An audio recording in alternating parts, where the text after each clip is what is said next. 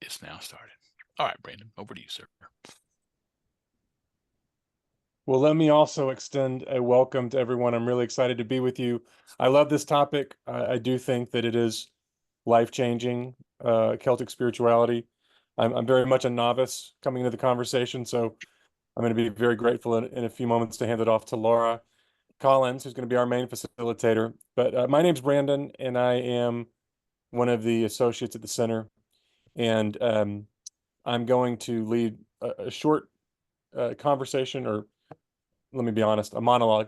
I'm going to lead a monologue on Celtic spirituality. Then I'm going to hand it over to Laura, at which point she's going to give a interactive lecture, and then we're going to have a period of questions and conversation with each other. I want to go ahead and read Laura's bio because I love this before I hand it over to her in a few moments. Laura Collins is a retreat leader, a spiritual companion, and a Center for Spiritual Wisdom associate based in Asheville. She has walked the Blue Ridge Mountains her entire life and has lived in them full time for the past 18 years. She loves many other beautiful places in the world, but in these mountains, she finds the most consistent healing and connection. You can go to her website to learn more about her and her work at laurajcollins.com. And that bio is very appropriate for what we are going to talk about tonight, which is a way of spirituality that connects us more deeply to the earth and to the world around us. So, Celtic spirituality. I want to start by contrasting Celtic spirituality from the dominant forms of Christianity that most of us have been influenced by. So, the dominant influence in terms of religion and spirituality in the West is Christianity. And I would assert is Christianity based on the numbers. And the dominant form of Christianity is what I'm going to call tonight Imperial Christianity, referring back to the Roman Empire, Greco-Roman Christianity. From 325 on, Christianity was adopted as the religion of the empire, very much a political move. Constantine saw which way the winds were blowing and adopted this, what had been an obscure cult out of Judea, and suddenly it's the preeminent religion in the empire. And it's wild what happened as soon as Christianity became the religion of the empire. Before this, if you look at some of the Christian theologians and thinkers, they speculated about all sorts of wild things. You know, everyone's going to be saved. The devil himself can be saved. As soon as it became the imperial religion, things got codified real quick.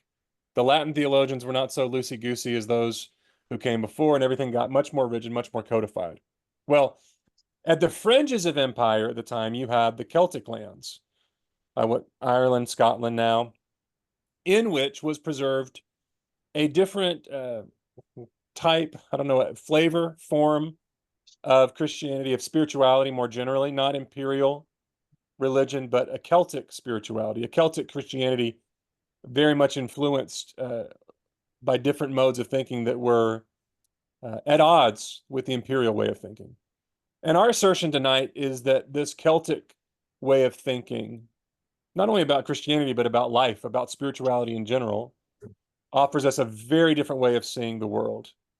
In many ways, it's a more Eastern way of seeing it, seeing the world, in that it's about seeing the unity, the connection of all things, the oneness of all things, rather than their divisions. And so I want to make, to simplify things, I want to make two simple distinctions between Imperial Christianity and Celtic Christianity. Really comes down to two ways of things, seeing the world. Number one is our view of matter, including ourselves and including the earth. And number two, a view of ourselves as either under original curse or original blessing. So first to the matter of matter. In Greco-Roman philosophy, there was this movement from Plato. I'm not going to nerd out too much, so don't break out into a cold sweat when I start talking Plato and Descartes. But Plato made this distinction between our bodies and our minds. And the idea was basically that we needed to escape our bodies in order to ascend to our minds, the pure realm of nous, of mind, of spirit, that we needed to escape this world in order to see the truth. And this sort of movement recurs throughout Western history time and again. Descartes said, I think, therefore I am. Descartes said at one point, I don't even know if I have a body. I'm willing to work under the assumption that I am. But what's really real is our mind. That's what we can trust. So you see this movement away from the body, away from matter, and into our minds. And we call this separation of body and matter, or excuse me, of body and matter versus mind and spirit. We call this dualism, separation of body from mind. And this is very different than religions or modes of spirituality, which don't draw such distinctions. Again, Hebrew thought very much more about the unity of all things. Again, in Eastern modes of thought, you don't get these strict divisions in quite the same way. And once you make this separation from matter and spirit, it plays out downstream in all sorts of ways. For example, in Christian theology, much of the theology in the West has been about escaping the evil world, right? We've got to pray. We got to get people to say this prayer so they can go to heaven when they die, because this whole world is going to burn. So what you do upstream ends up flowing downstream. There's a contemporary theologian named Tom Wright, N.T. Wright, who said, basically Christianity, the Christian theologians have gotten this completely backwards. The idea is not, the scriptural idea, the biblical idea is not that we need to escape this world to go to heaven. It's that God wants to bring heaven here, down to this realm, down to this earth. So in Celtic spirituality, you get this idea that, hey, this isn't about escaping the evil world. In fact, this material world is good. It is blessed. In fact, it's filled with God's essence and goodness.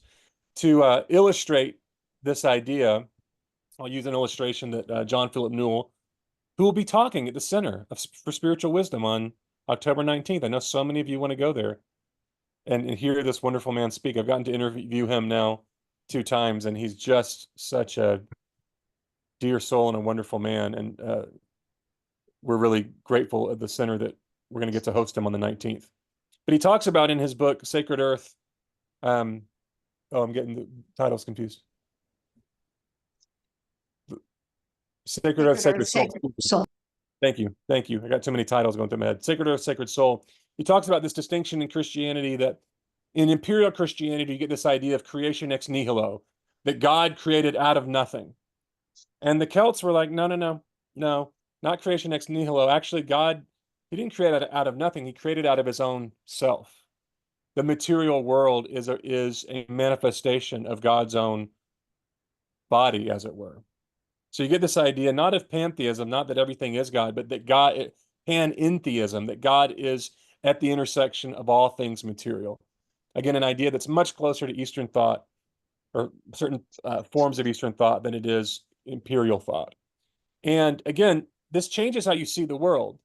So what starts upstream plays out downstream. If you think about how we care for the earth, how we care for, we think about ecology. Well, if the material world and the earth is somehow tainted and bad and evil because it's not pure spirit, then it sort of becomes well, let it burn.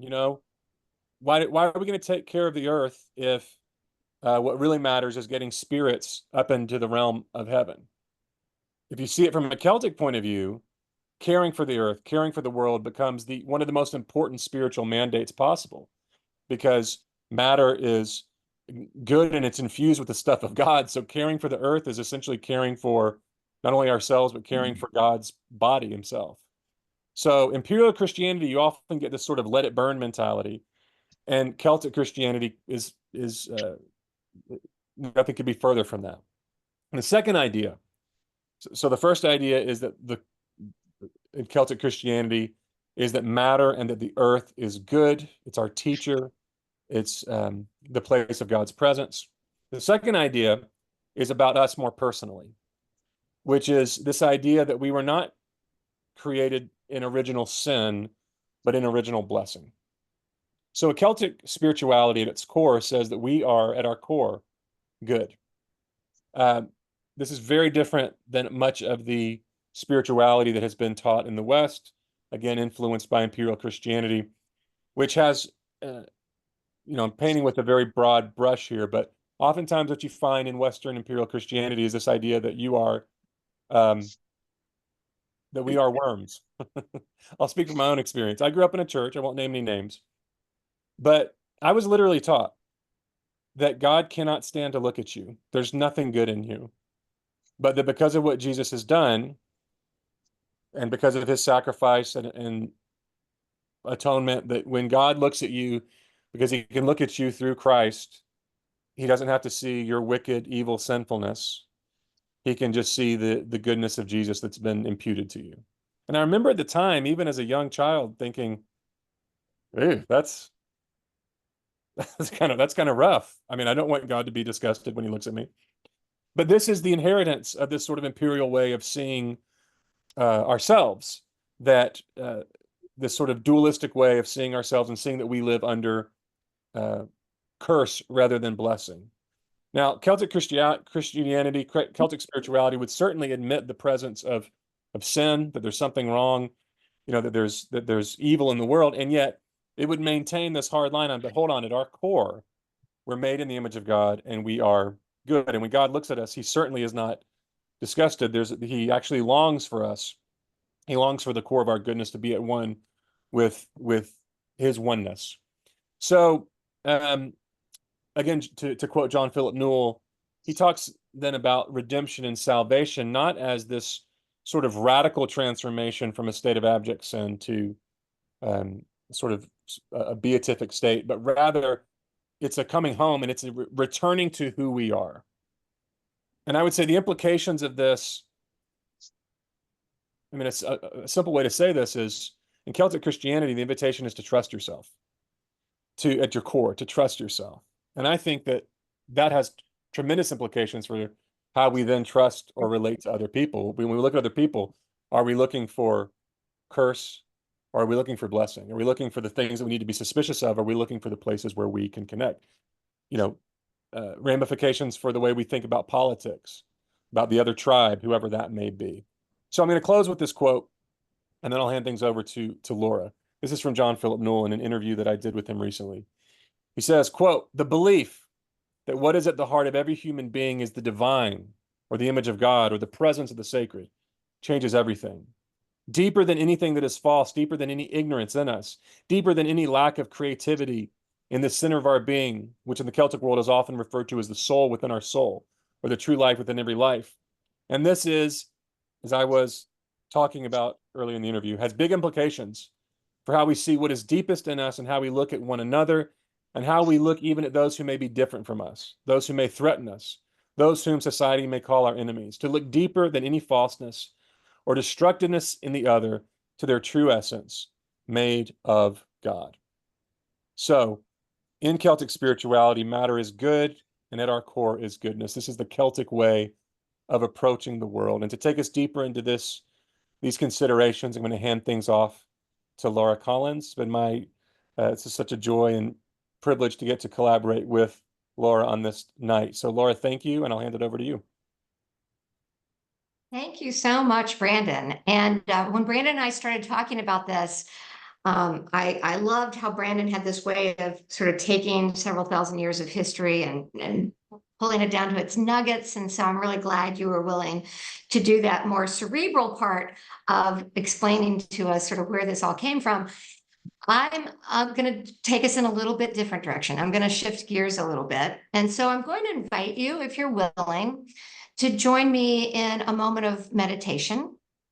And you're welcome to close your eyes and not worry about what other people might be seeing of you, but hopefully we'll all have our eyes closed. Or if you are like me, I have a beautiful window here and I'm looking out on trees and the slant of the last light of the day on the tree. So if you have if you're outdoors or you have a vision of outside and you want to focus your eyes there, that's also okay. So let's just take a moment to come into our seat. And by that, I mean literally feel your butt in your seat. Feel yourself sitting and being held.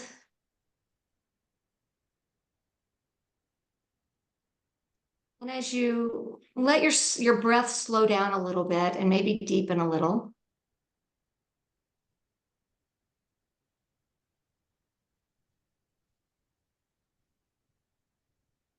I invite you to sense the energy wherever it is in your body. Sometimes when you're trying to listen very carefully to something, it gets sort of stuck up in your head.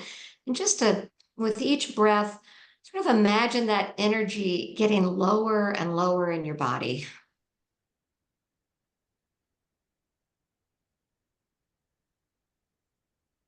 So that you feel heavy, grounded. Feel the gravity pulling you towards the earth. And see if you can actually feel your feet.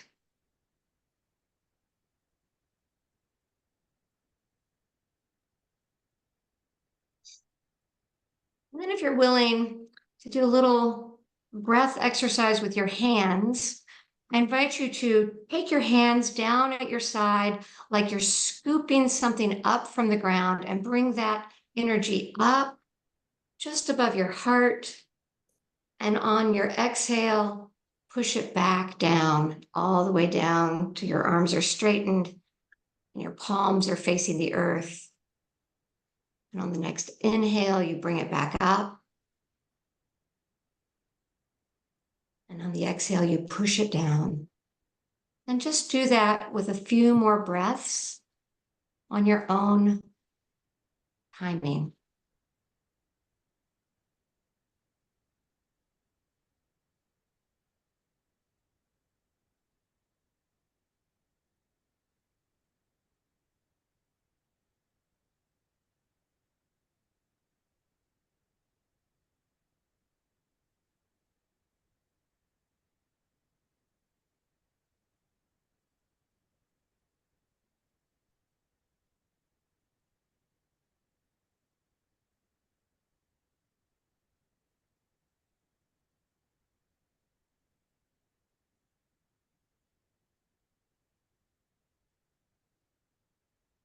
You breathe now into your belly. Feel your belly expand.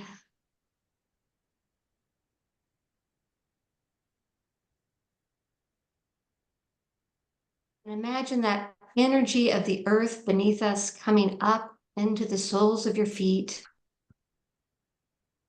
up into your legs and over your thighs and into your belly.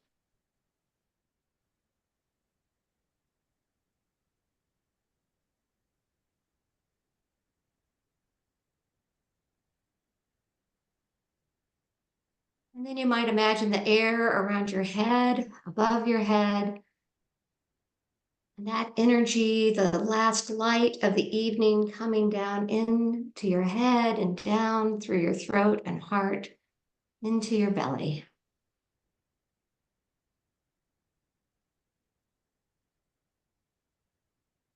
And hear the sky and the earth mix in your body.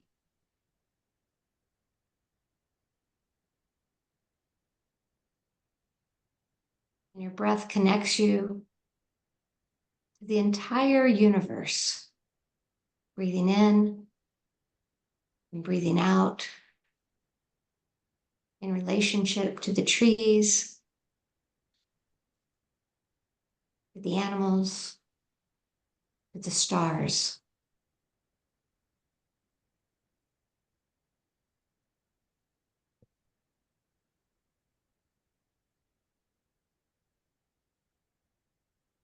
And when you're ready, you can open your eyes and come back to our circle, which is a square.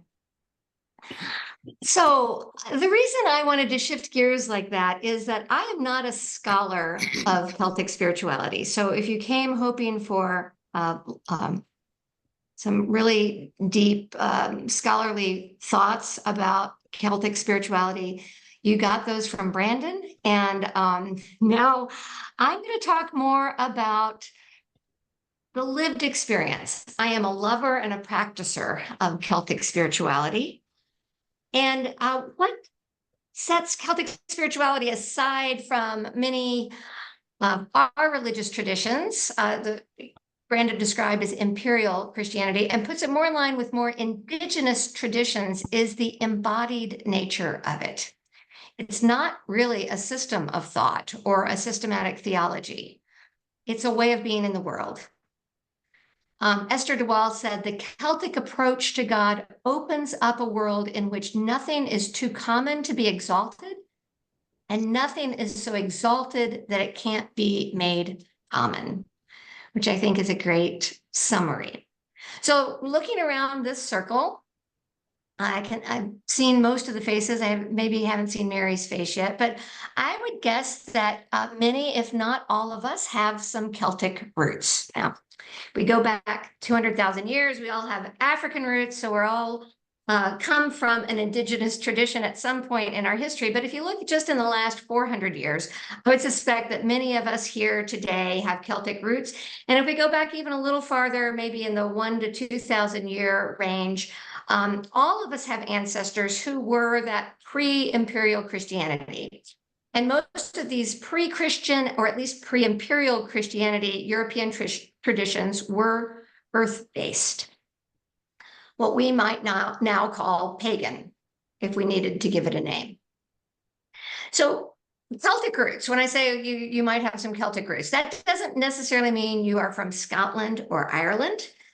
The Gaelic or Gallic or Gaulish people spread from the Mediterranean all the way up to the British Isles. Most historians say that the Gauls sort of started in France, and as their influence spread, they moved southeast into Asia Minor, what is today Turkey, like Galatia in the New Testament is part of the Gallic world. So the letter to the Galatians is to the Gallics.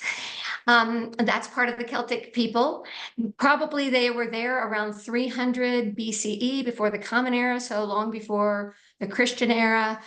And that time period, a few hundred years before the time of Christ, is considered sort of the height of that Gaulish or Celtic, and I'm going to use those a little bit interchangeably, power.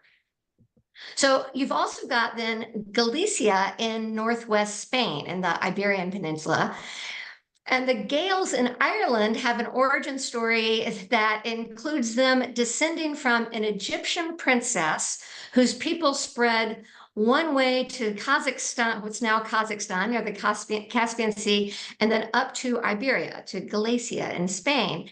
And then they sailed from Galicia to Ireland. And if you look at a map, that makes sense because Ireland is directly north with no land masses in between of that part of Spain.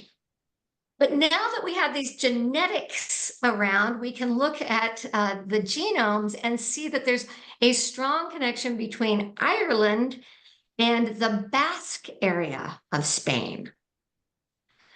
So it's all mixed up. So mostly though, before the Common Era, in the late Bronze Age, maybe definitely in the Iron Age, which began about 1,000 years before the Common Era, people connected to this genetic history in Central Europe, France, Switzerland, Belgium, Southern Germany, Austria, Northern Italy. So if you have ancestors from any of those areas, and possibly Turkey and near the Caspian Sea and Spain, you can consider yourself to have Celtic roots.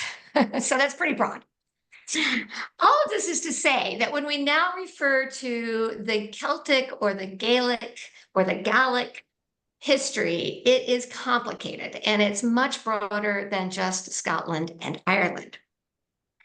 What unites this history, besides genetics, is that the Celts or the Gauls never had a centralized ruler or a centralized government. They always lived in tribes.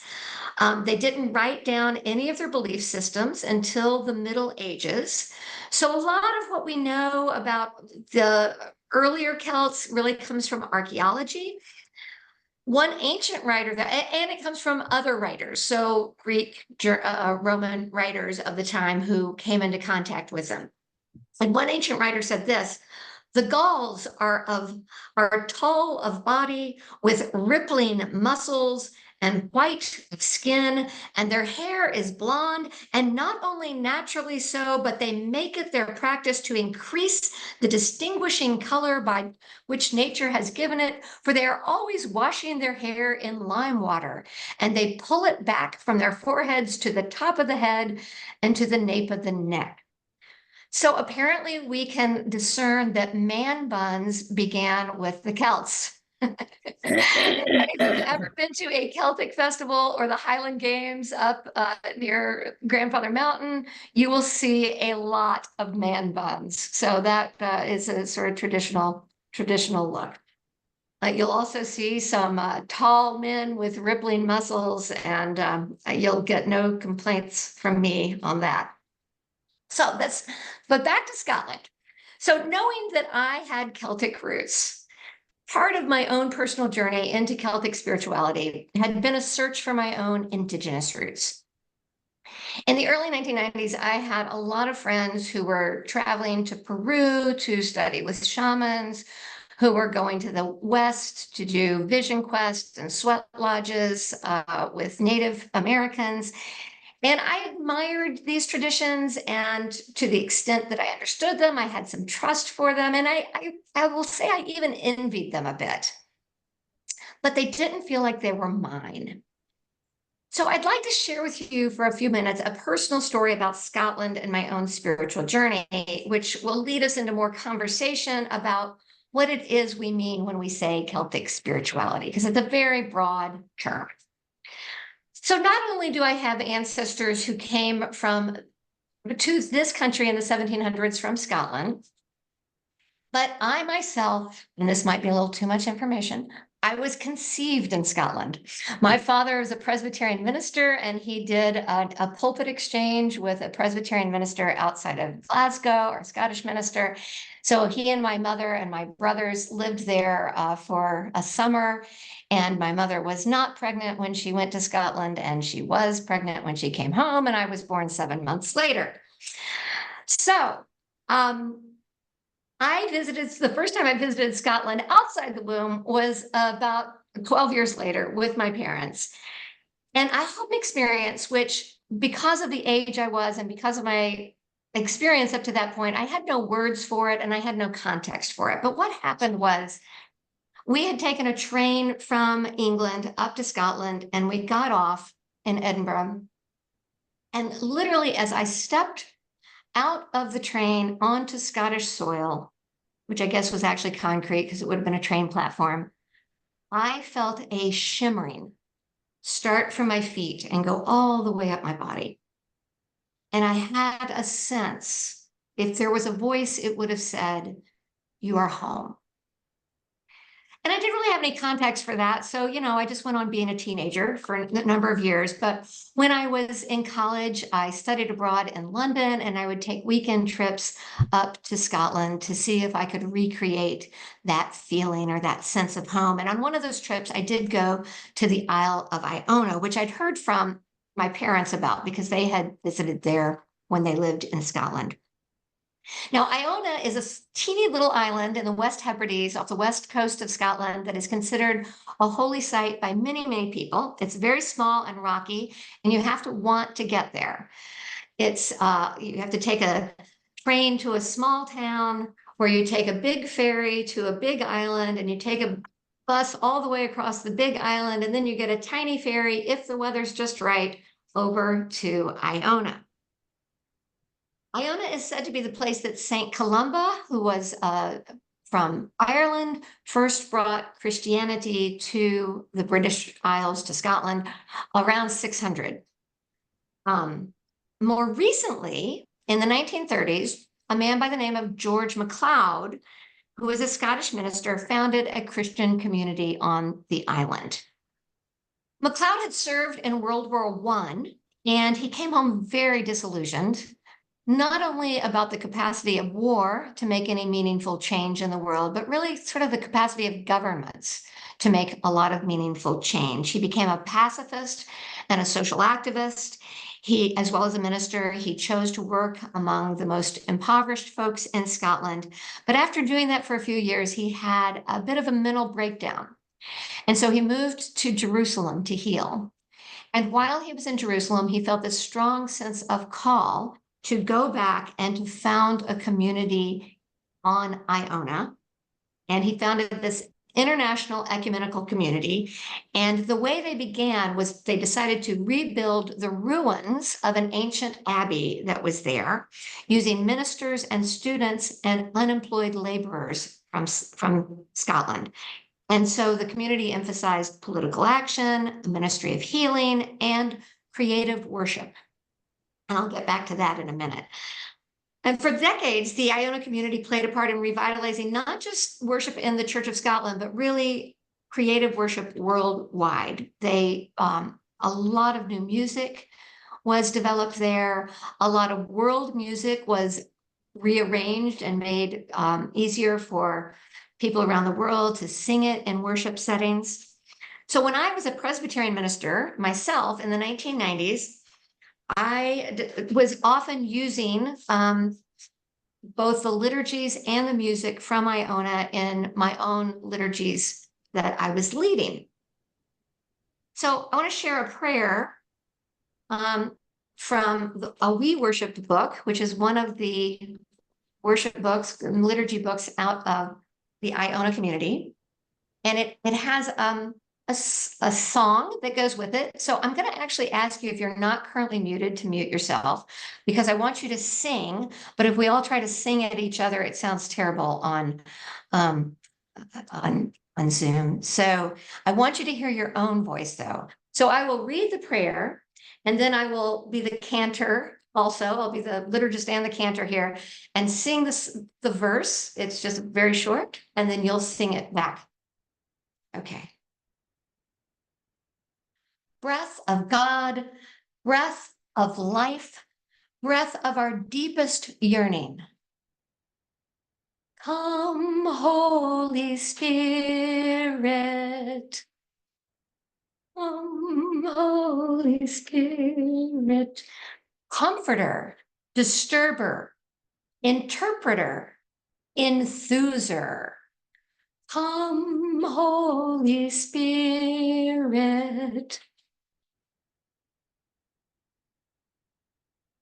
Heavenly friend, lamplighter, revealer of truth, midwife of change. Come, Holy Spirit.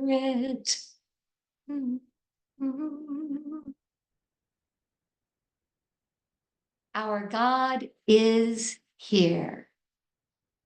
Abide with us.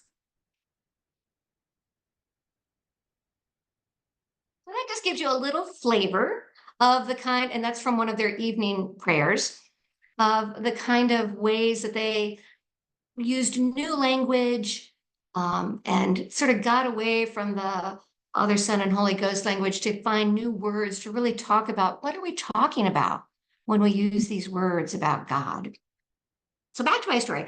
I went to Iona as a college student, and then years later as a Presbyterian minister myself with my husband and young son. And we spent a week living and worshiping with the Iona community. And I was at the time very interested in how Iona was attempting to revitalize the Christian church. But it wasn't until 2023, last year, that I got back to Iona finally. And this time I went to retreat with John Philip Newell. You've already heard his name tonight. You'll hear it again. I had just met him the previous October. He's going to be here in exactly 1 month on October 19th at Brevard College. If you haven't signed up yet, Center for Spiritual Wisdom still has space. And I'm going to share some slides from my most recent trip to Iona and tell you what happened to me spiritually this time around, because it was a very different experience, and I think illustrative in some ways of what we mean when we talk about Celtic spirituality. So, Harry, if you could bring up that first photo. This is the Iona Bay. And so this picture was as I was on the ferry coming across from the Isle of Mull to the Iona Bay. And you can see there in the background is the Abbey. And the buildings you see there are most of the buildings that exist on the island. It's a very small community there. So in the next photo, we have a different view of the Abbey. So this is the Abbey that was rebuilt starting in the 30s by the new ecumenical community. It turns out that it is now, it's no longer in the ownership of the Iona community. It's a very expensive place to run and keep up. It's been taken over by the Scottish Historic Society, and they're currently actually doing some renovations on it. But this is the Abbey. And the next photo shows a Celtic cross that has been on the island for many years. There are many of these around the island. So as you're walking around the island, you'll find these large stone Celtic crosses with the circle behind the arms of the cross, and usually with either Celtic knots or some kind of Celtic design, and sometimes some pictures that describe biblical stories you see here. So that's it for pictures for now. I've got a few more. So when I returned last year, we arrived on a Saturday and I attended the Sunday morning Eucharist at the Abbey. And our group with John Phillip had access to the Abbey all week, and there were multiple daily opportunities for meditation, prayer, worship, Eucharist. And several times during the week, I thought to myself, I really should go worship at the Abbey. And every single time for the entire week after that first morning, I found that I couldn't. And I don't mean that I didn't want to. I would find myself walking towards this ancient building and my body wouldn't let me go in. And so I would end up heading up a hill or down to a beach like this one. Terry, I think I've got a picture of a beach. And as I would walk around, I would lie on the ground. There we go. I would put my feet in the water, which, yes, was very cold. I would stand in the wind. It's always windy there. So if you're outside, you're in the wind. Or I might go across the island to St. Columba's Bay, which is the next photo. And this is a very rocky bay, and there are a particular kind of green rock that you can find there. That's why you see people looking around trying to find the green rocks. And so I would go and I would sit with the rocks or sit with the water. And this is what brings me back, and Terry, we can go back to seeing each other a little more if you want, to Celtic spirituality. So I mentioned earlier that the original Celts had an earth-based religion, as do most indigenous peoples. And what I experienced that week was that my soul would not let me sit inside a musty old church. And my soul wanted to be out under the sky, in the water, in the wind, lying on the beach, putting my feet and my head and my hands on rocks, or standing with sheep in the field. And there were plenty of sheep to stand with, or way more sheep than people on Iona.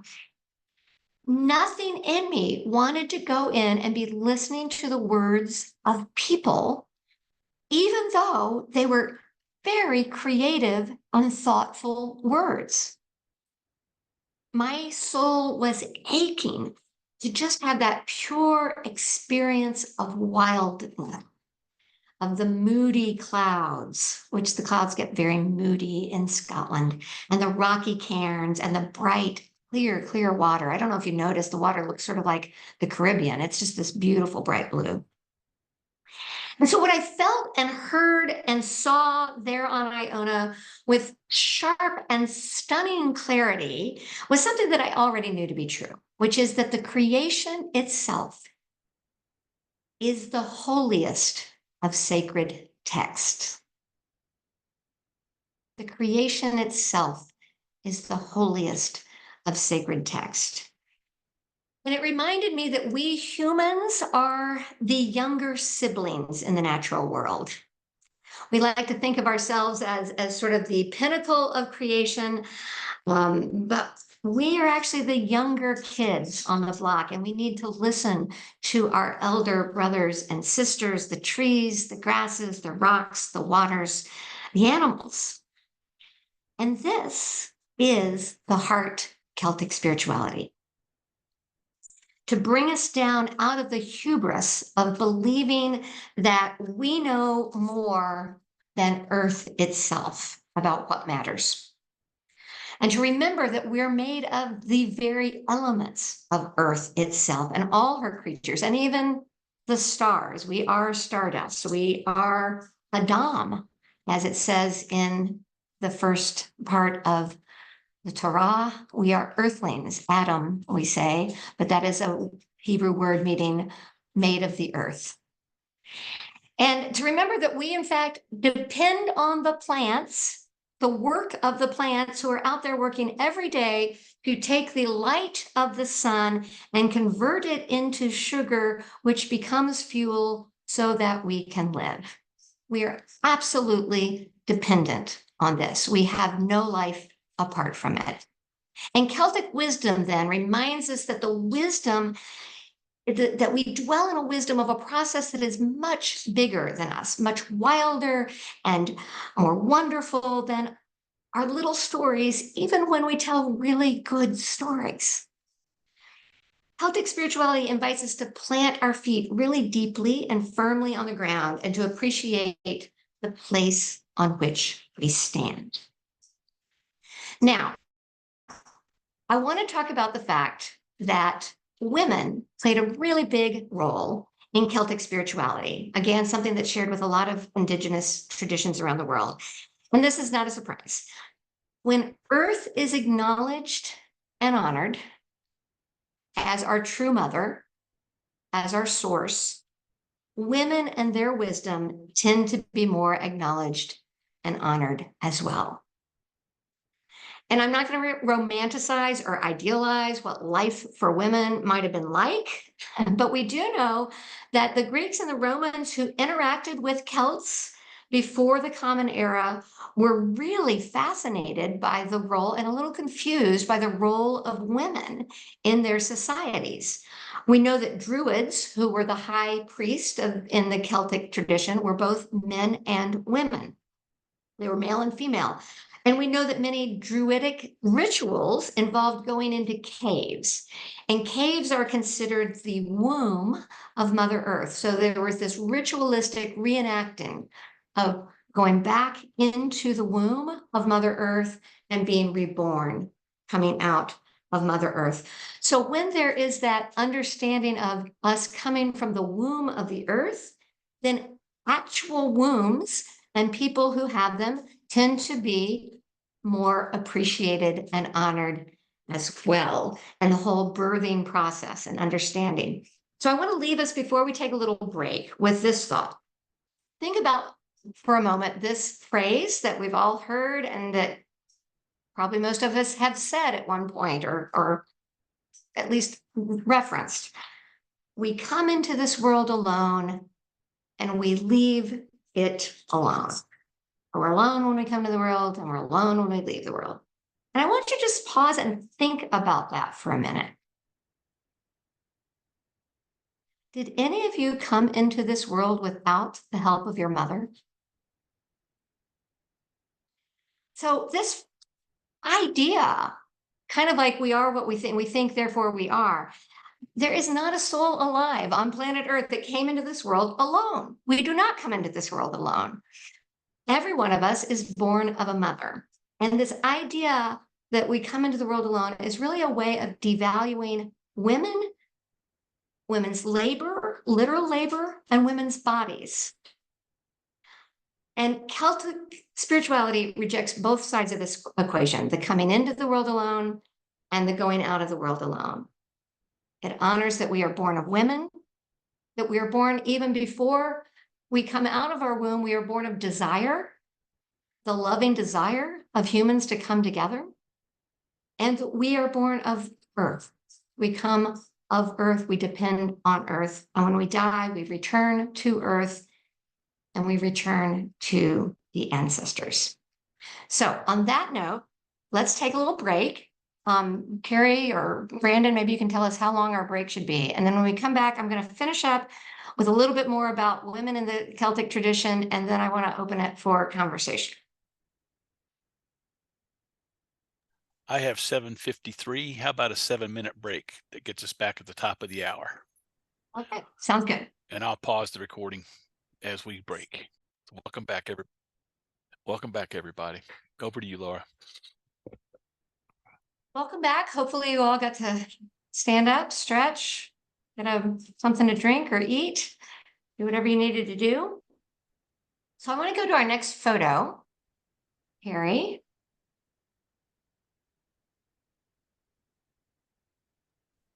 So in addition to the abbey that we saw earlier, there are ruins of a nunnery.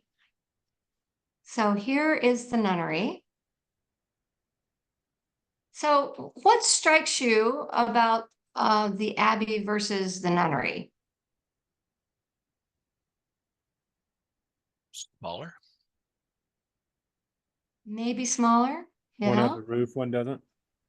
One has a roof, one doesn't. Yeah. Suzanne, you look like you had something you wanted to say. Oh, Mary, it looks like you were trying to talk. Well, it's not reconstructed, but it's Oh, I lovely gotcha. to be there. Yeah, right.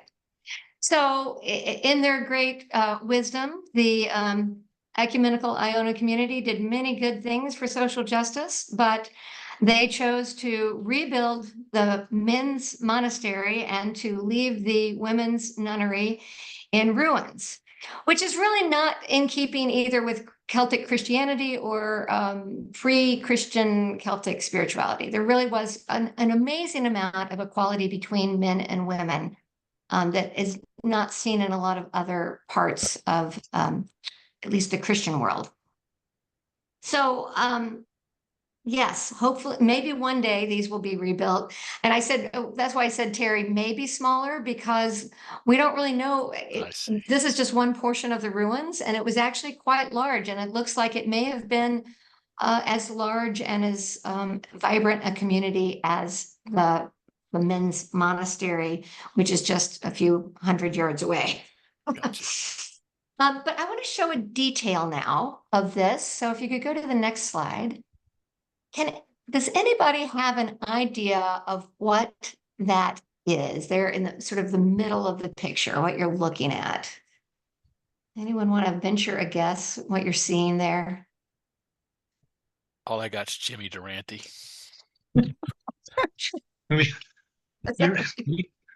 see it well enough. A big nose. Can't That's see it what well I enough. No. All right. Well, can you see the little area where the sky is? You can see the sky on the other side of right there in the middle. Yeah. So is it a pelvis?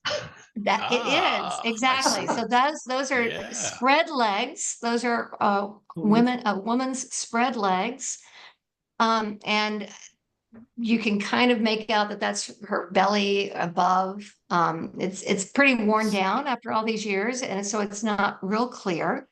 But this is something known as a shillanagig, which means, well, I read that it means a lot of different things. What John Philip told us it means is Sheila of the breast. But it's definitely an image of women that was common throughout the Celtic world. Yeah, you can go on to that one, Terry. Okay. So, and this is what it says about it. Now very faint, a shillanagig, a naked woman with her legs apart, is carved above one of the windows on the outside of the refectory. Common in Ireland, these symbols were meant to ward off evil. The name comes from the Gaelic, Shillanagig, I don't know how to say the Gaelic, meaning Sheila of the breast. I actually read there were a couple of other interpretations of where the name comes from, but they all have to do with either women's breast or women's other parts, vaginas. So it was definitely meant to be a naked woman with her legs spread. So it's basically a fertility image. And it was a fertility image that was very common in the Celtic world before Christianity. And I think it's very interesting that on this nunnery, it is part of their architecture that was kept in. And I think that says something about, and we can take that down now, Terry, if you want. The comfort that Celts have with our bodies, with our sexuality, with our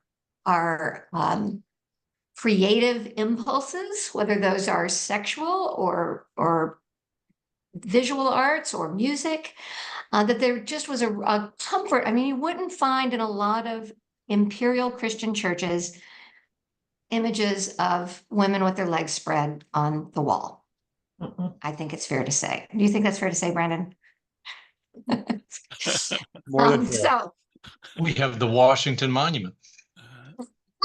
We have the phallic symbol, is what you're saying. That's right. Good slightly point. different image. That's right. So one of the places that I found myself really drawn to on the Isle of Iona is the next slide. And this is called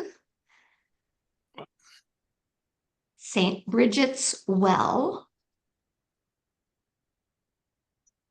And it's kind of hard to see. You can see the ocean in the background, and then there's land, and then there's the water in the foreground surrounded by the rocks. So this is actually at the very top of the highest hill called Dunai on Iona. So you have to climb to the top of the highest hill, which isn't that tall. I mean, you know, hills are relative. And the water comes from apparently a spring underneath that, but then is regularly refilled with rain. So it's this deep spring coming out of these rocks on the top of this hill, and it's kind of heart-shaped. You can sort of see that from this picture, and this is just a picture I took when I was standing there. So I could do an entire one of these presentations, or someone could who knows more than I do, but just on St. Bridget. But we're not going to. We're going to just I'm going to do a really, really nutshell version of St. Bridget. So Bridget is considered by many the most important Celtic saint, or certainly one of the top three. She and Patrick and Columba are the three patron saints of Ireland. And you can kind of tell which saints are most loved by who gets the best parties. And while St. Patrick does indeed get some pretty good parties, the Feast of St. Bridget has very deep roots, because before Bridget was a saint, she was a goddess. So the pre-Christian worship of Bridget was of her as a deity of inspiration, creativity, the arts, childbirth, and healing. And in Ireland, there are around 100 of Bridget's wells. Not all of them are currently in use, but there are places considered wells of Bridget, and they're always considered places of healing. So pilgrims will go to St. Bridget's wells for prayers, for healing, for ritual. Now, the person Bridget, there was a person in the 5th century who took the name of Bridget. She took the name of the goddess intentionally. And she was born into slavery. She was enslaved until she was about 18 years old.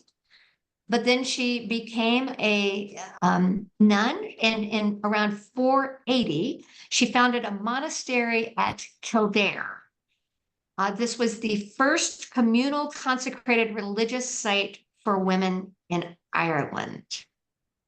And the monastery was founded on the site of a shrine to the goddess Bridget. So that was also intentional. So Bridget took her name and built her convent on a site to the goddess.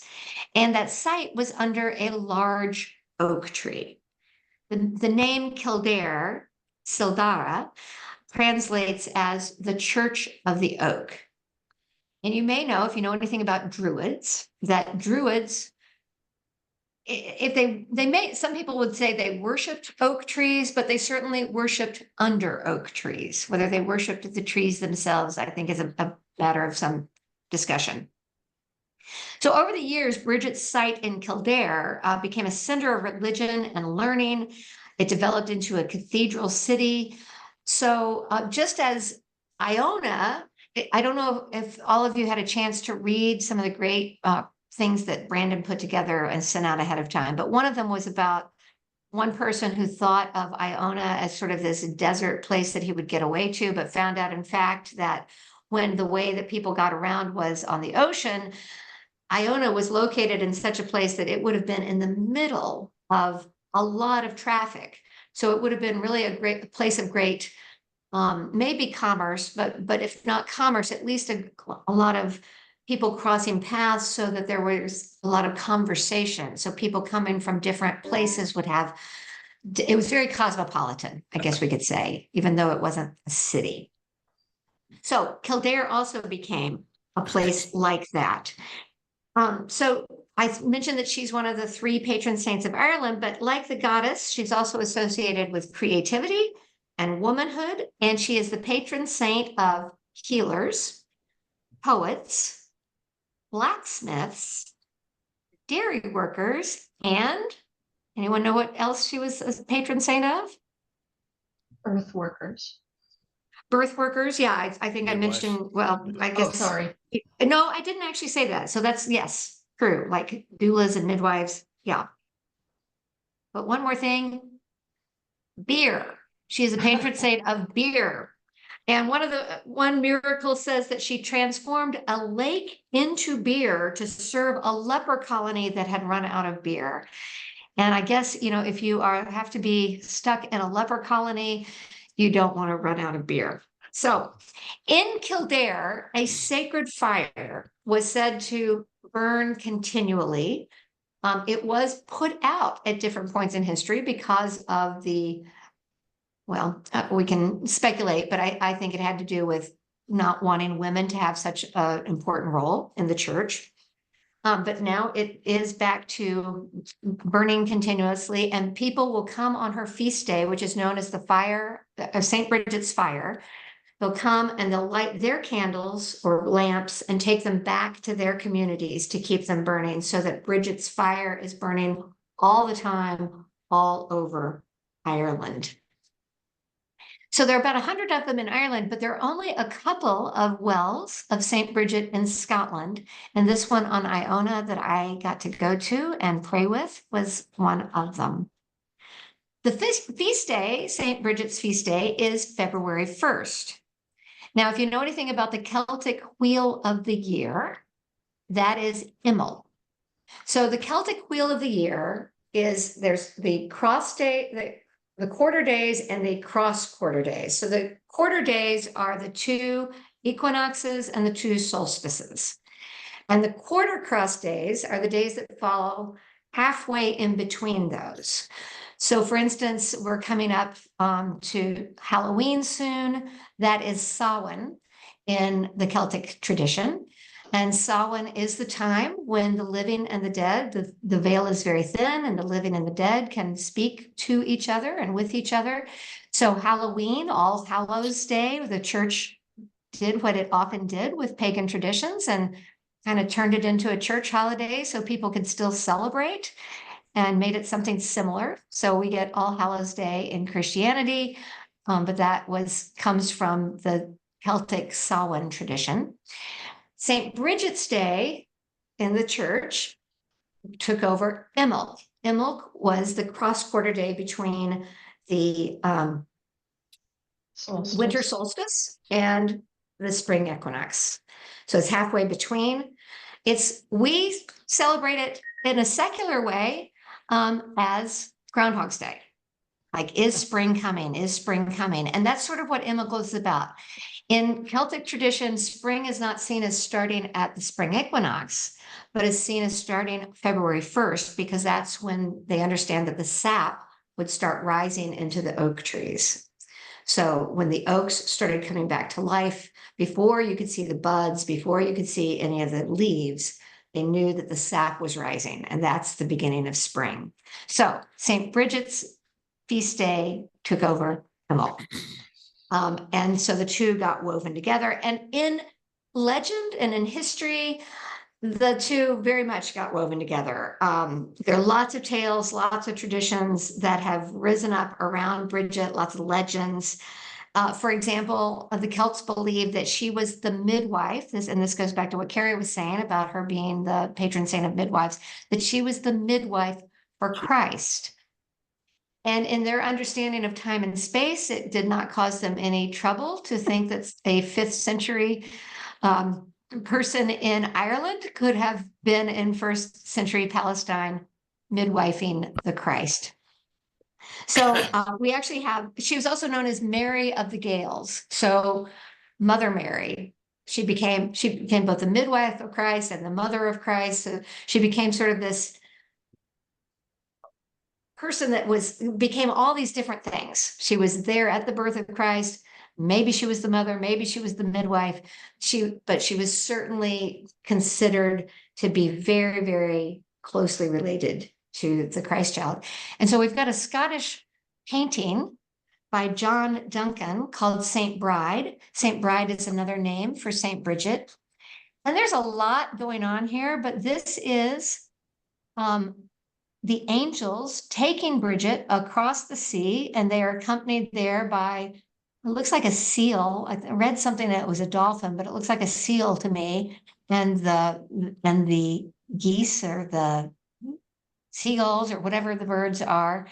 And there's all sorts of stuff going on in the angels' wings and clothing. But you see, they're holding Bridget, they're carrying her across the seas so that she could be present at the birth of Christ. And I think that marine animal is also known as a silky in Irish mythology. Ah, Selkie, very good. Yeah, it's sort of like it can become a human, but it's a sea creature. Right, great. Thanks, Carrie. That's great. Okay, so we can take down that picture. So I think I already said something about the things. So another thing about the wells that I mentioned earlier is that they were considered, because they came from the earth, like from a spring in the earth, they were considered places where you could, they were considered entrances to the Celtic otherworld. So another place where the veil would be very thin between our world and the spirit world, the underworld even. And the underworld does not necessarily have that same connotation of hell that we sometimes have with it, but it's the place where the souls would dwell.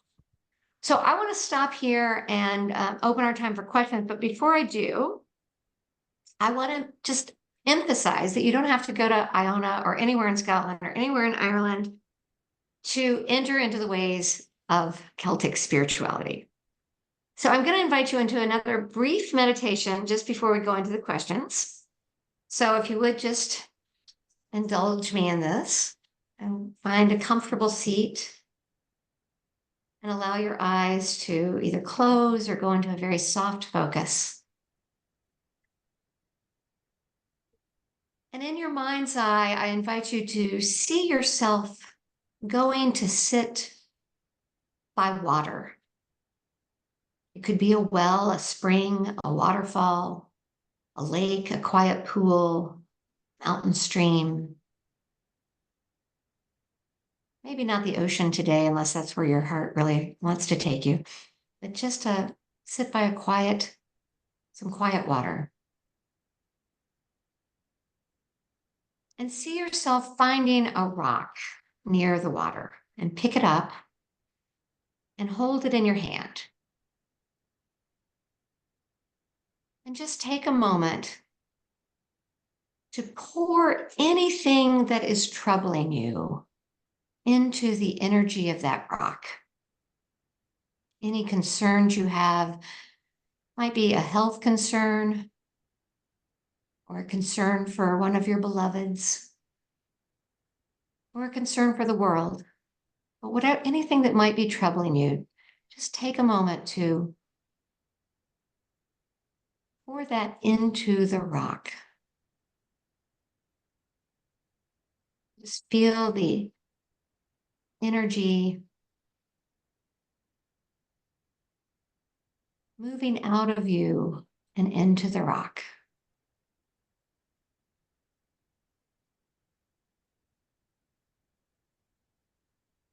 And when you're ready, I invite you to throw that rock into the water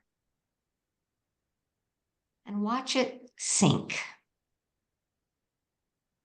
And as you let it go and as you see it swallowed by the water, just know that just as the waters of a waterfall can roll over you with cleansing power, and just as the soft and fluid nature of water can wear away solid rock and reshape it, and just as the waters of the wombs open to bring new life into the world,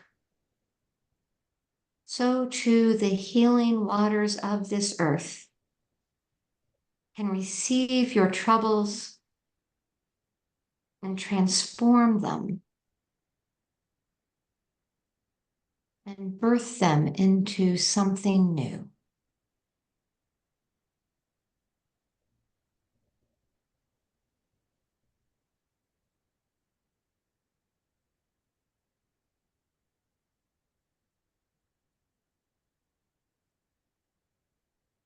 And so it is.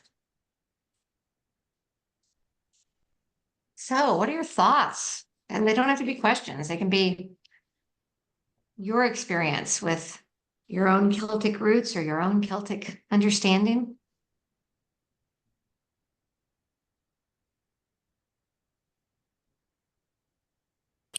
It's the comment I've in recent weeks, actually, it's not been long, maybe months, have been looking at this subject, Celtic spirituality, and participating in hikes at Camp Canuga that Bill Livingston of Brevard leads, and it's been really good.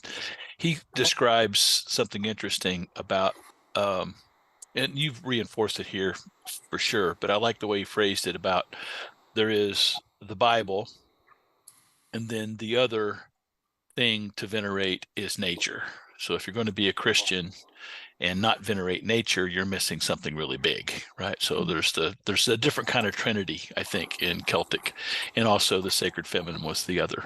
So with sacred feminine, nature, and the words, if you will, it created a bit of a different trinity, and I think that's an interesting concept to consider. Well, I was wondering if the center had ever thought of doing a pilgrimage to either Scotland or Ireland. We're talking about it. That would It's be in the awesome. works. Yeah, Really? it's in the works. Yeah. For which place?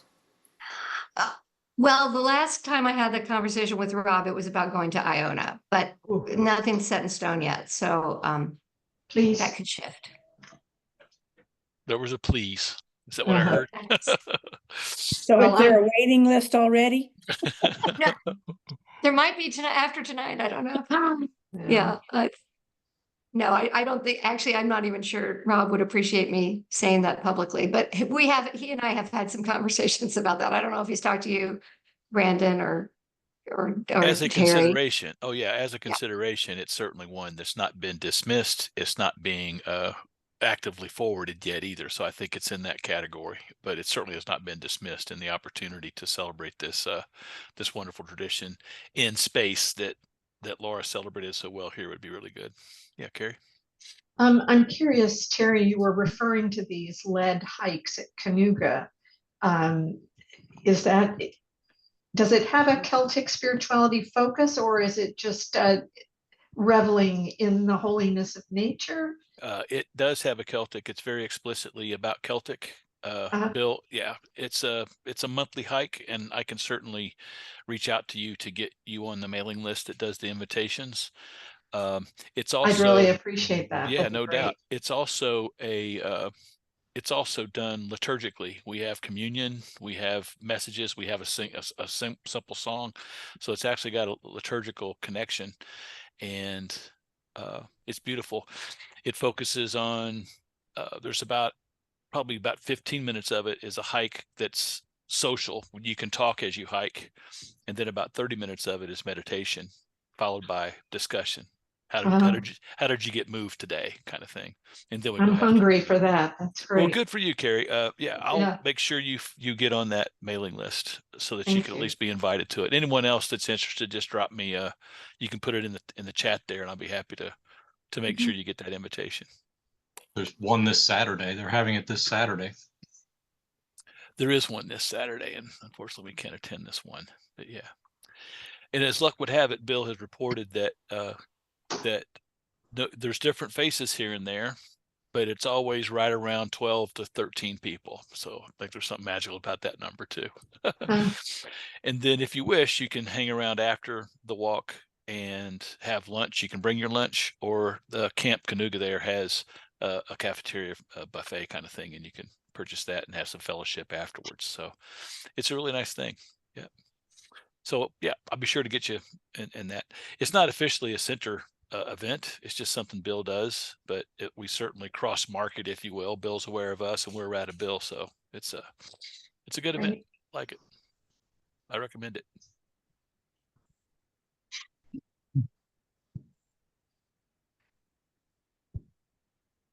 When you Thanks, say Chris. hike, are you talking strenuous hike or walk? There are No. two hikes. One does have some verticality in it, but one has any at all. And he announces that when he puts his email out, he'll let you know which one of those is. The one that's vertical could be challenging. The other one it's almost flat with just a couple of The one rises. on Saturday, in fact, is around the lake, and it's very comfortable, easy. That's right, Tim. Thank you for that. Yeah, this one on this Saturday happens to be of the flatter variety. Yep. Thank you, Tim. I really like the idea of our presence being a blessing from God, and I just can only imagine what a difference that would make if that was the predominant theme, other than the imperialist Christianity. That really struck a chord with me. Yeah. Mm-hmm. Yep. Me too. I have a sort of scholarly question here. With the Celtic spirituality, how much has been reconstructed through modern lenses of wanting to open up Christianity versus what we know of as a authentic historical reality of Celtic spirituality? If that question makes sense to you, Laura. Yeah, it does. Yeah. And I think that's why I said a lot of there wasn't much written down of the early Celts. What we know either comes from what other people said about them or archaeology until about the Middle Ages. And so we do know that they were very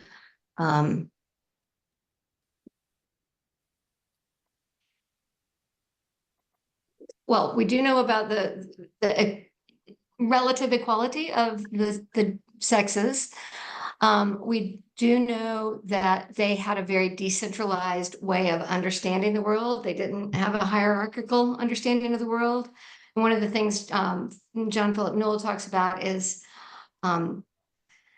they used a lot of circles. So their houses would be round, and their houses would be built in circles. So they would have round houses built in circles.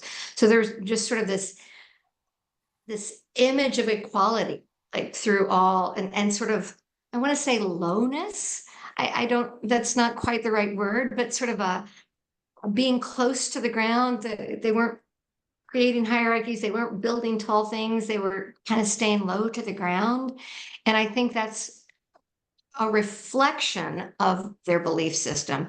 Brandon sort of talked about it from the other side, how when you have beliefs up here, it trickles down, but there's also ways of looking around and seeing how the way someone is living reflects their worldview. But I mean, I think it's a fair question, Mary, because I don't know that we really know all that much about early Celts and Celtic Christianity did sort of stay on the edges of the empire, and so it did get it was sort of what's the word? It was kind of protected, and it was women and men were both were involved. Lots of music, lots of connection to nature, lots of talk about worshiping in nature with nature. So that was definitely a part of early Celtic Christianity. You want to say something more about that, Brandon? I see Susie's got her hand up. Susie? Yeah.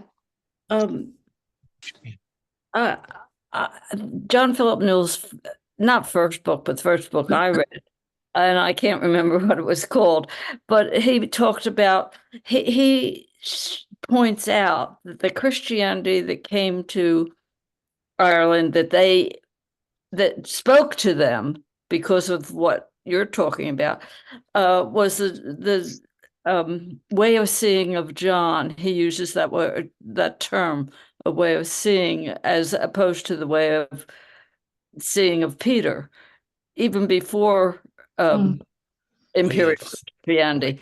And he makes that spoke to me very realistically, so that I understood. It makes an awful lot of sense, and it fit in with what the Druids or whoever were there ahead of time already had, so they adapted. They were more likely to find that reasonable to them. Are those ways of seeing you just cited, Susie, Peter versus John? Is that law versus spirit? Is it dogma versus spirit? Is that an oversimplification? No, I think, okay. at least as I recall, it's been a long time since I read that book, but it meant a lot to me. And I've read all his books since. So I guess they developed that same idea. But he talks about, even now in his newer books, he still talks about a way of seeing. Way of seeing. That's a Yeah. nice phrase. And I think this sort of speaks to Mary's point too of, are they just sort of creating liturgies that they want and calling it Celtic? I think it's, for me, it was a little hard to even talk like, what is Celtic spirituality? Because it is a way of seeing, a way of being in the world. It's not a system of thought. It's not a theology. It's a way of seeing and being, like, and it's blessing the place... fire and blessing the day and blessing and these what's the word, liminalities, the term where the water and the land meet, the term where that speaks to me, or it made sense to me, and it must have made sense to them when whatever Christianity first got there, before the Romans were there, Ireland, and at least, and Scotland, really. So we talked about how Columba brought Christianity to Iona, I believe. Which disciple brought Christianity to that part of the world for it to be Celtic Christianity before the Romans? Saint Patrick. Well, he didn't bring it from Rome, from the Middle East. Which he did go to Rome, I think. The Christianity that came first came from traders, and not and then once the Irish had it and the Scots had it, they went all over the rest of the back to Europe. And I mean, that's what Patrick did. Patrick was on. He was one. Yeah, he was. He was from Britain, stolen to Ireland as a slave, then went back to some monastery in France for a while, and then came back to Ireland. But wasn't there a tradition of one of the disciples having gone that far? Well, There is, St. there is, Andrew was supposed to have gone to Scotland, but I don't really think he did. But he was just golfing. Yeehaw. Sorry. Ed, were you going to say something? No. There's a word I've learned years ago, syncretism. I can put it in the chat there, syncretism. I think it points to your question a little bit, Mary, at least in the way I try to frame what I think is your same question. Are we co-opting a brand of Celtic culture in the name of Christianity, or vice versa? Are we co-opting Christianity in the name of a Celtic tradition? But syncretism, that term refers to the flowing together, and Laura certainly pointed that flowing together where when she talked about the fall holiday that became Halloween, that became All Saints Day, that flowing together. And of course, we have our winter traditions with the Nativity, and we have our Easter in the spring, and all sorts of things where there was a flowing together. And I'd like to think that it was just a human, the human drive to find meaning. It also could be co-opted by powers to collect taxes at the temple and all sorts of things. I know that also happened. But at the end of the day, it is about human choice and how we choose to interact with these traditions and how they inform our spiritual life, I think. And when Brandon led us off by talking about that this seems more Eastern than Imperial, it's another world type syncretism where we're not, it doesn't really matter where the origin is or who's co-opting which when it comes to our personal relationship with these traditions. I can't say that I'm going to self-identify as a Celtic spiritualist tomorrow or a Buddhist the next day, but if they both feed my soul, I can sure partake. I guess that's the way I would look at that. If I don't know if that would resonate any at all, Mary, with what you were going at, but that's how can I take on that question. I think what I was going more towards, I mean, I understand that Christianity survived and spread because it picked up parts of local culture. I just got back from Greece. And I mean, if you want to see examples of that, oh my goodness, walk into any Byzantine church and or Orthodox church, and clearly there's this worship of figures that not directly, but indirectly supplants pantheism of the Roman and Greek worlds. I mean, it just picked up on that, and the saints built on that. And there's clearly an Eastern spirituality to orthodoxy that you don't find in the Roman tradition. So that's not really what I was asking. What I think Laura picked up on what I was asking is how much of this do we actually know as a real tradition versus, and I guess this is the historian in me talking, versus what we want to know about it and what we want to infuse. For example, do we really know that there was an equality between the sexes? You could look at a roundhouse and say there was an absence of engineering sophistication. That was the kind of thing that happened. I mean, I'm not throwing that out as if I believe it one way or the other. I appreciate it. That was the real source of my question. But Laura, one thing I did find fascinating is my DNA was done by Mayo Clinic, and there was this Basque gene.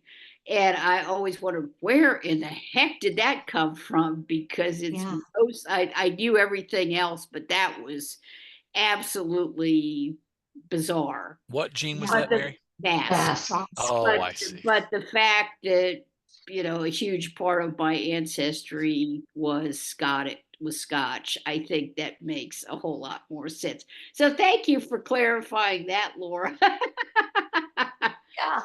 Well, and there's a lot of other things that I don't know enough about to actually speak intelligently about, but I'm going to speak about them anyway. So the Celtic language, the Gaelic in Scotland, Gaelic in Ireland, and those are two different languages actually, but they're in the same language family. And they seem to have more connections to a language like Sanskrit than they do to any of the Anglo-Saxon, any of the other languages, the Latin and the Saxon languages that most of Europe use. So that's sort of a puzzle to me, and an interesting puzzle. So do you mean like the forms of sentences, the conjugations and verbs, like that kind of connection? See, I know I shouldn't have said anything because I don't know enough to talk. I just read it. And actually, John Philip has mentioned this, but I did read about it this week when I was preparing this. That there seems to be in the language structure some connections. I don't get it. I don't know because they don't have the same alphabet. Well, I was in I was in Ireland last year and saw depictions of the ancient script there, and it looked pretty hieroglyphic-y. Okay, all right. So there you go. Maybe it is. Yeah, yeah. Except that when it got there, it probably wasn't written down. It was all verbal. Well, the Indo-Aryan. Nick has been trying to say something for a while. I'm sorry, Brandon. No, go ahead. Go ahead, Brandon. No, I was just gonna say the Indo-European movement out of the Indus Valley across Europe. You get Indo-European common connections all the way from France all the way up to the top of Scotland. So there's this common culture before kind of proto-European culture that began, which makes some of these connections between when you have the Gauls in France and you have the Gallic languages up there. So there is this common culture that actually goes all the way from Indian culture all the way to Scotland. And the earliest religion, Judaism and the early Greek religions were heavily influenced by proto-Hindu religion as well. So there was sort of a world culture that we've lost now that roots the entire Eurasian landmass. Anyway, I know this is probably more than I'm not an expert on this, but I know that explains some of these connections in the language and even the cultural practices. They're ancient. I mean, they're prehistory connections. Anyway, Dick, what were you going to say? Yeah, this is a completely different tangent.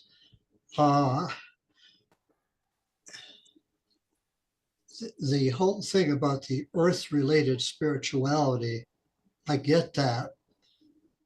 But I'm thinking back in the days about which we're talking, they knew about the sun and the moon and there were stars out there, but not much else. And then the planets. And now we've got, billions of galaxies and so forth. And I remember sitting almost 60 years ago in Old Testament class at Crozer Seminary, which is now part of Colgate Rochester. And Jesse Brown, the Old Testament professor, was using an illustration. He said, picture that you have gone to South America and you've gone to Brazil and you've gone several hundred miles up the Amazon River and you've taken a day's trip into a forest and there's a tree. On the tree, there's a branch. And on the branch, there are twigs. On the twigs, there are leaves. And on one of those leaves, there's a colony of aphids. You see where that's going? He said, for us to think that we're it is like the aphids thinking that they are the center of the universe. And I'm wondering how the early Celts, if they had known more of what we now know, and which is expanding exponentially more than any of us will live to see, how they might have handled the whole question of, well, just Earth, or is it the whole system? I hope you have a definitive answer for that, Laura. So but that's been working on my mind. I think of the Psalms. There's so many of the Psalms that speak to the awe of creation, the stars, the galaxy. I mean, they didn't use the word galaxies, but yeah, that this is not unfamiliar. This the position, this way of seeing, is she gone now? I think, who said that? She's gone, I think, Lisa. The way of seeing is standing in awe, standing in kind of recognizing that we are the aphid, seeing the bigger picture, recognizing that we aren't the whole thing. I don't think that's unusual to us, and I think it's very central to the Celts. An expansive seeing, an expansive, and knowing that there's more than we can imagine. Yeah, yeah. And it's all infused with God. As I think, Brandon, that was the term you used Sunday morning about the panentheism. God, everything is God infused. God infused, yeah. To me, it includes those billions or trillions of galaxies out there. Yeah, and in our human hubris, we've created God, and we've made it. God revolves around we humans and the imperial, and I think the Celtic is more about God is everywhere. God is bigger than all of us. The little bugs that you talked about on the leaf. That's what we are. I mean, and we think we're the, we create. We think we're the creator, or and the yeah. Well, thanks. I don't know to belabor it, but I've been working on this for quite a long time. Well, we were talking, I think Laura mentioned it, that the Celtic is not a theology, Celtic Christianity, but it is very much nuanced by what the theology that has been crafted by the church over time. And I think John Philip Newell, I've been involved with John Philip Newell since 2004 for 20 years and doing Celtic stuff. But the reality is there's a basic difference between the St. Augustine approach that we are created out of we're cursed from birth, that we come in cursed, that we come in not good. And one of the major theological differences, I believe, is the undergirding in Celtic Christianity, and it's really the creation story. It's much more Hebraic, that we are created good.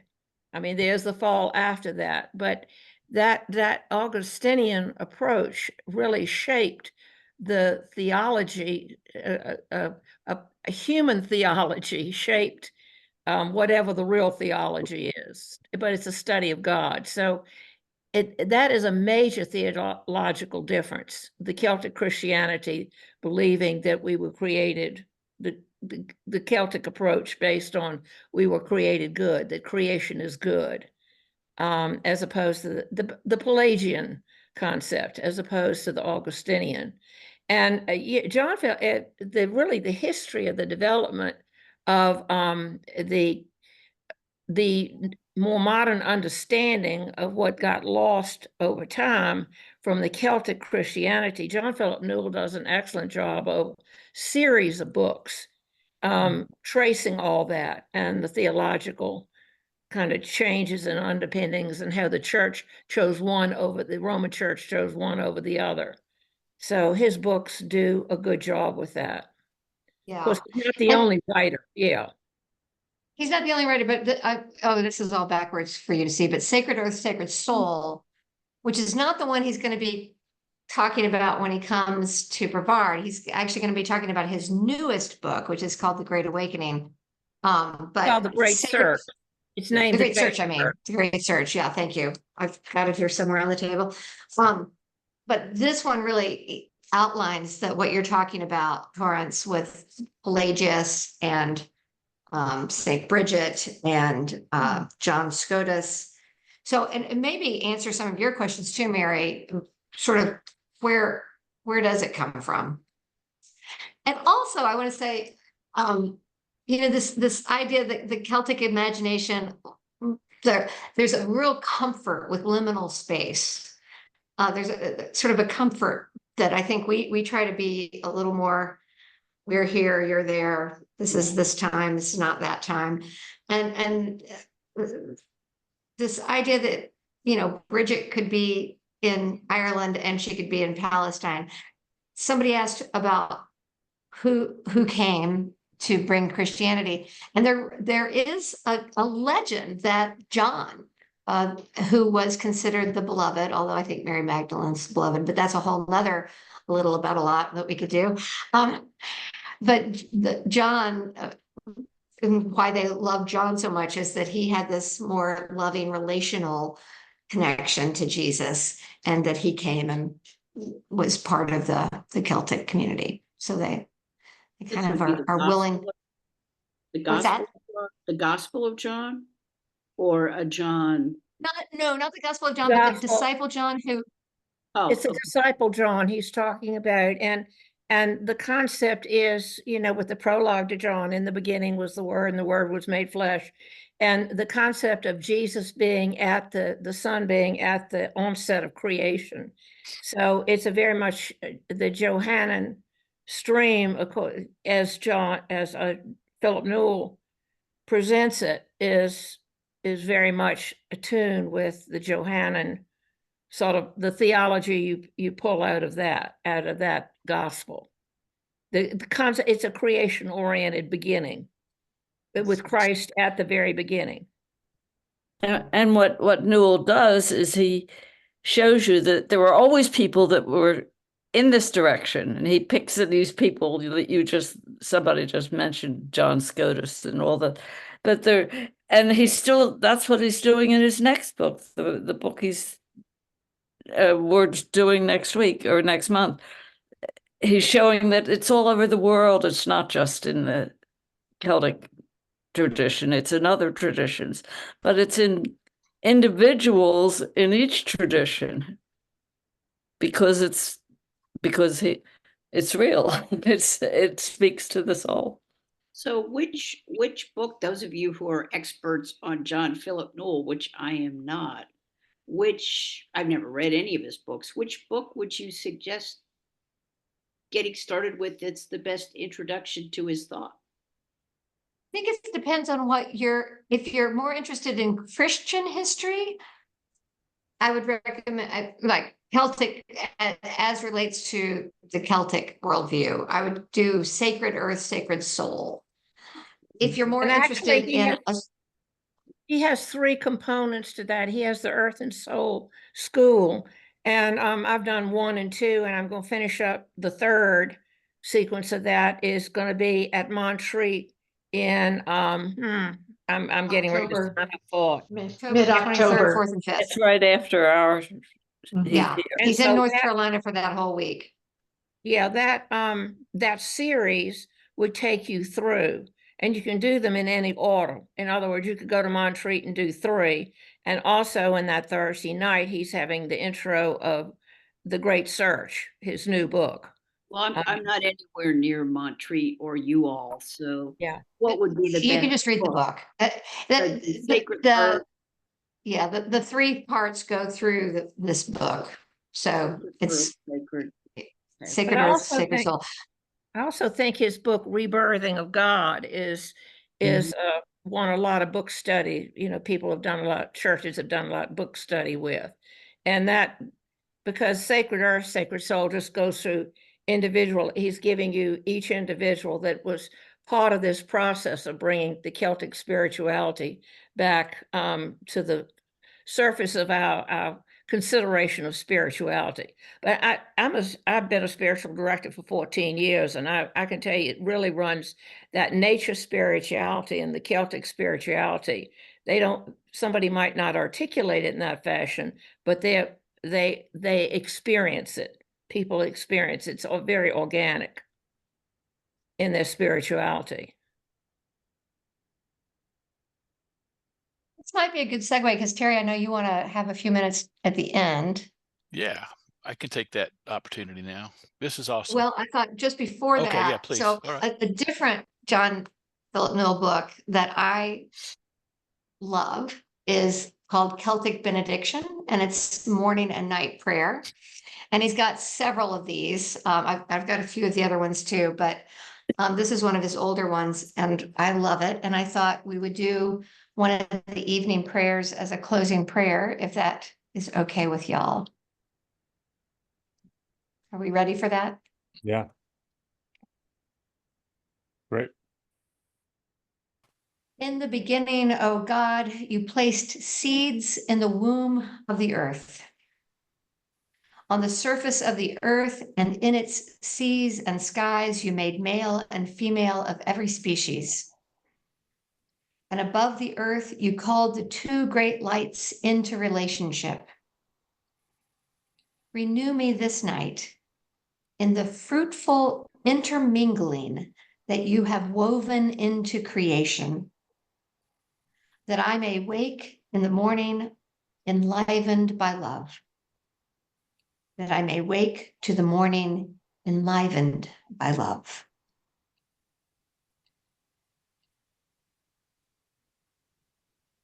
Amen. Amen. Thank you all. Thank you so much. Yes, that was very nice. Thank you. Yep, just a couple of closing matters here. Something you've heard reference already is on October 19th at the Porter Center, Brevard College here in Brevard. John Philip Newell himself will be here for an all-day session. There's actually there's lecture, but there's also practice, similar in tone and tenor to what Laura has done tonight, is to breathe in the words, but also to exhale them in spirit and in communion with others. So there's room and space for this. You can go to centersw.org. This particular program has its own tab at the top of the home page, so you can see this here. I'll be volunteering. If you're parking, I might help you to a parking place out front. So Tim Shepard is going to be leading us in music. Indeed, Tim Shepard here today, and I'm very curious about that contribution. Tim, can you offer any previews? Sure, yeah. We'll be having like 20 minutes of music before each one of his sessions.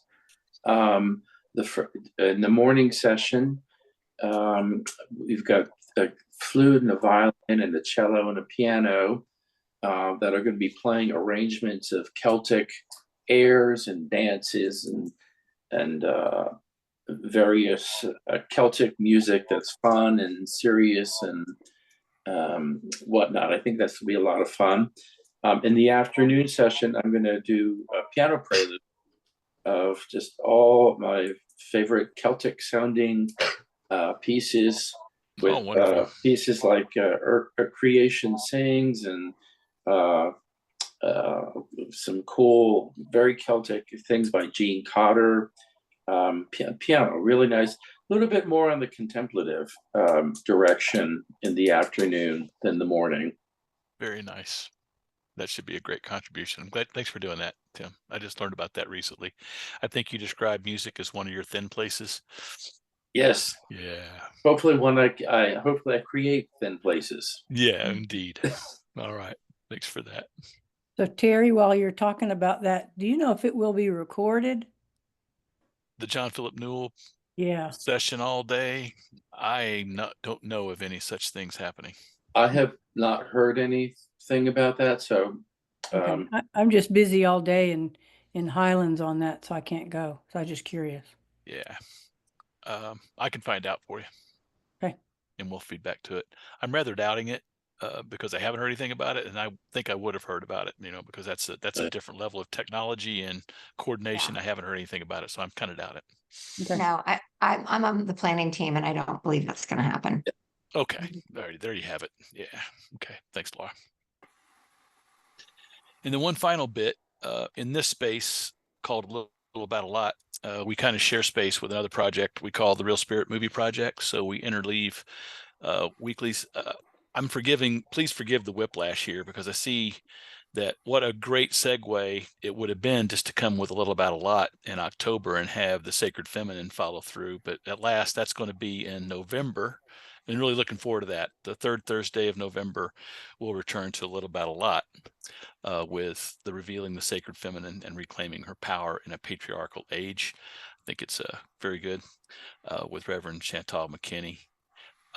In between there, on the third Thursday of October, 17 October, back to Real Spirit Movie Projects, where The Killing Fields is a movie from 1984 that chronicles a relationship, a very kindred and brotherly fraternal relationship between a New York Times reporter and a Cambodian reporter going through the horrors of the Cambodian conflict in Vietnam as well in Southeast Asia. Again, based on a true story, it touched me back in 1984, and I think it could be a very interesting discussion about the resilience of humanity as well as the horrors. So thanks again, Brandon, Laura. Thank you for your contributions to this discussion, and everyone in the room. We do it for you, but honestly, we get more than we give when it comes to your participation. That's always the case, and so thank you for being here, and look forward to seeing you around another time here in this space. Many thanks, everybody. Thanks. Yeah. Thank you. Thank you. Great. Thank you. Yeah. Bye-bye. Bye-bye. Hi, everyone. Thank you for coming. Thanks so much.